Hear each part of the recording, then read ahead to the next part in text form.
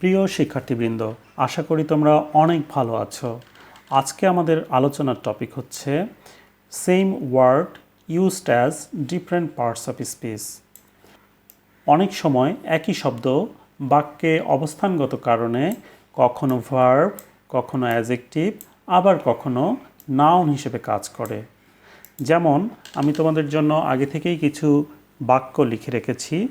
যেমন প্রথম বাক্যটি খেয়াল করো, আই ড্রিঙ্ক ওয়াটার। এই বাক্যে ড্রিঙ্ক শব্দটি একটি ভার্ব, কিন্তু পরের বাক্যটি খেয়াল করো, প্লিজ হ্যাভ আ ড্রিঙ্ক।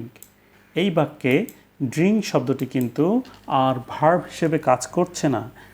পরের বাক্যটিতে ড্রিঙ্ক শব্দটি মূলত কাজ করছে নাউন হিসেবে। এখন প্রশ্ন হলো, কিভাবে বুঝবো বাক্যে কখন শব্দটি নাউন হয় আবার কখন শব্দটি ভার্ব হয়? এই বিষয়টি খুব ভালোভাবে বুঝতে হলে একটি রুল আমাদেরকে মনে রাখতে হবে।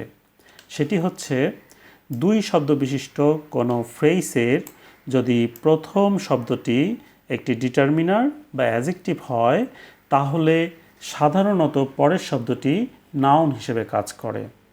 আমি ডিটারমিনারের একটি তালিকা আগে থেকেই তৈরি করে রেখেছি, তোমরা এটি দেখে নিও। তাহলে শর্টকাট আমাদের স্ট্রাকচারটি খেয়াল করি।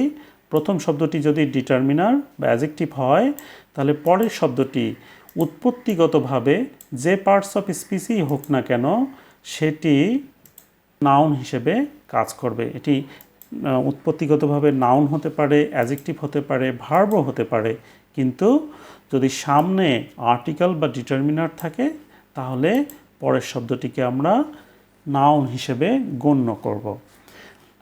বিষয়টি বোঝার জন্য নিচের এই ছকটি খেয়াল করো। দেখো, প্রথমে সিঙ্গেল ওয়ার্ড, এখানে বুক এবং ওয়াটার। তোমরা জানো এই শব্দগুলো উৎপত্তিগতভাবেই মূলত হচ্ছে নাউন, কিন্তু এর সামনে যখন আর্টিকেল বা ডিটারমিনার, যেমন ডিটারমিনার মাই বসেছে, মাই বুক, এখানেও কিন্তু বুক শব্দটি একটি নাউন। আবার সাম ওয়াটার, সাম একটি ডিটারমিনার, ওয়াটার একটি নাউন। এই ফ্রেজেও এই ওয়াটার এবং বুক শব্দ দুটি কিন্তু নাউন হিসেবেই কাজ করছে। এখানে বোঝার তেমন কিছু নেই, বাট আমরা যদি পরের ছকটি খেয়াল করি, এখানে দুটি শব্দ রয়েছে, পুওর এবং অনেস্ট। এই শব্দ দুটি উৎপত্তিগতভাবেই মূলত হচ্ছে অ্যাডজেক্টিভ, বাট এটি যখন ফ্রেজে ব্যবহার হচ্ছে এবং প্রথম শব্দটি একটি আর্টিকেল হয়েছে, যেমন ধরো দি পুওর এবং দি অনেস্ট, তখন কিন্তু এই পুওর এবং অনেস্ট শব্দ দুটি অ্যাডজেক্টিভ হিসেবে ফাংশন করছে না। এই শব্দ দুটি এখানে ফাংশন করছে মূলত কি, নাউন হিসেবে। এরপর তোমরা পরের ছকটি খেয়াল করো।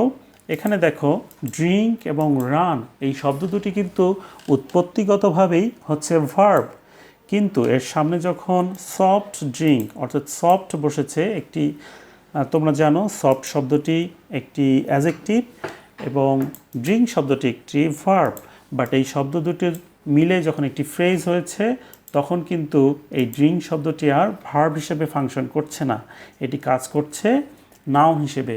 একইভাবে রান শব্দটি যদিও উৎপত্তিগতভাবে একটি ভার্ব, বাট এর সামনে আর্টিকেল যখন বসবে, যেমন আর রান, তখন এই রান শব্দটি কিন্তু আর ভার্ব হিসেবে কাজ করছে না, এটি কাজ করছে নাউন হিসেবে। এই বিষয়গুলো মূলত তোমাদেরকে ফাইন্ড আউট করতে দেওয়া হবে এরকম কিছু সেন্টেন্সের মধ্যে, এবং বলা হবে identify the part of speech of the underline word. ঠিক আছে, আমি উপরে যেভাবে আলোচনা করেছি, এখানে দেখো বুক এবং ওয়াটার এই শব্দ দুটি এই বাক্যে সাবজেক্ট হিসেবে বসেছে। সুতরাং এই বাক্য দুটি থেকে যদি এই শব্দ দুটিকে আন্ডারলাইন করে দিয়ে বলা হয় যে এই বাক্যে বুক এবং ওয়াটার কী হিসেবে ব্যবহার হয়েছে, তাহলে আমরা এটিকে সহজেই ধরতে পারবো যে এটি নাউন হিসেবে ব্যবহার হয়েছে, কারণ এখানে বুক এবং ওয়াটার এই শব্দ দুটি মূলত এখানে সাবজেক্ট হিসেবে বসেছে, আর সাবজেক্ট হিসেবে সাধারণত নাউন বা প্রোনাউন বসে, তাই তো? আবার যদি পরের সেন্টেন্সটি খেয়াল করো, দেখো এখানে বলা হয়েছে আ বুক। সূত্র অনুযায়ী, অর্থাৎ আমাদের সূত্র অনুযায়ী এখানে দেখো বুকের সামনে আর্টিকেল বসেছে, আ বুক। সুতরাং এখানেও বুক শব্দটি নাউন হিসেবে বসেছে। আবার পরের বাক্যটি খেয়াল করো, ওয়াটারের সামনে লিটল শব্দটি বসেছে এবং তোমরা জেনে থাকবে যে লিটল একটি ডিটারমিনার। সো লিটল যখন ওয়াটারের সামনে বসে তখনও সেটি কিন্তু নাউনই থেকে যায়, রাইট? এই বাক্যে আসলে নাউন শব্দটি নাউন হিসেবেই ফাংশন করছে, এখানে বোঝার তেমন কিছু নেই। বাট আমরা যদি 3 এবং 4 নম্বর উদাহরণ খেয়াল করি, এখানে বলা রয়েছে mister Tajul is poor but honest. হ্যাঁ, এখানে পুয়ার শব্দটি কিন্তু একাকী বসেছে, বা পুয়ার শব্দটি এই বাক্যে ভার্বের পরেই বসেছে। সো এখানে পুয়ার শব্দটি মূলত ব্যবহার হয়েছে অ্যাডজেক্টিভ হিসেবে। আবার নিচের বাক্যটি খেয়াল করো, শি ইজ ব্লাইন্ড। এখানে ব্লাইন্ড শব্দটিও উৎপত্তিগতভাবে একটি অ্যাডজেক্টিভ, যা এখানে ভার্বের পরে বসেছে। বাট পরের বাক্য দুটো খেয়াল করো, এখানে বলা রয়েছে দি পুয়ার নিডস সাপোর্ট। এখানে দেখো পুয়ারের সামনে দি আর্টিকেল বসেছে, আর্টিকেল একটি ডিটারমিনার। সো এই বাক্যে পুয়ার কিন্তু অ্যাডজেক্টিভ হিসেবে কাজ করছে না, এই বাক্যে পুয়ার একটি নাউন হিসেবে ফাংশন করছে। ঠিক একইভাবে তোমরা দেখো ব্লাইন্ড শব্দটি উৎপত্তিগতভাবে একটি অ্যাডজেক্টিভ, বাট ওর সামনে যখন আর্টিকেল দি বসেছে তখন এটি কিন্তু আর অ্যাডজেক্টিভ হিসেবে কাজ করছে না, এটিও কাজ করছে এখানে নাউন হিসেবে। ঠিক একইভাবে 5, 6 এবং 7 নম্বর উদাহরণ খেয়াল করো, এখানে রান, কল এবং ড্রিঙ্কস এই শব্দগুলো বাক্যে মূল ভার্ব হিসেবে কাজ করছে। সো এগুলো যেহেতু উৎপত্তিগতভাবেই ভার্ব, তাছাড়া এখানে ভার্ব হিসেবে কাজ করছে, সো এই বাক্যে এই রান, কল এবং ড্রিঙ্ক এই শব্দগুলো ভার্ব হিসেবে কাজ করছে।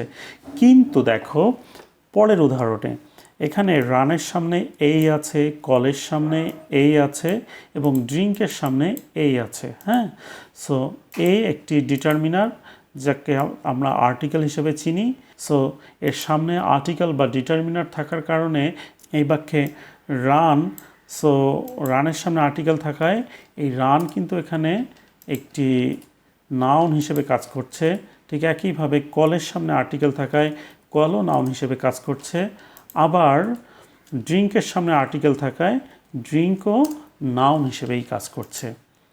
আশা করি এই সূত্রটুকু তোমরা বুঝতে পেরেছ যে দুই শব্দ বিশিষ্ট কোনো ফ্রেজের প্রথম শব্দটি যদি ডিটারমিনার বা অ্যাডজেক্টিভ হয় তাহলে পরের শব্দটি নাউন হিসেবে ফাংশন করে। চলো বিষয়টি তোমরা কতটুকু বুঝতে পেরেছ তার একটি পরীক্ষা হয়ে যাক। আমি নিচে 3টি এমসিকিউ দিয়ে রেখেছি। প্রথম এমসিকিউ প্রশ্নটি হলো যে in which sentence run is a noun. এখানে 4টি বাক্য রয়েছে, এই 4টি বাক্যের মধ্যে কোন বাক্যে রান শব্দটি নাউন হিসেবে কাজ করছে। এবং দ্বিতীয় সেন্টেন্সেও ওয়াক শব্দটি নাউন হিসেবে কোন বাক্যে কাজ করছে সেটি তোমরা কমেন্ট বক্সে লিখে দাও। এবং তৃতীয় সেন্টেন্সে প্রশ্নটি একটু টেকনিক্যালি করা হয়েছে, এখানে বলা হয়েছে in which sentence there is a noun. অর্থাৎ এখানে যে 4টি বাক্য রয়েছে এই 4টি বাক্যে মাত্র একটি নাউন ব্যবহার করা হয়েছে, সেই বাক্যটি কোনটি সেটি তোমরা কমেন্ট বক্সে লিখে দাও।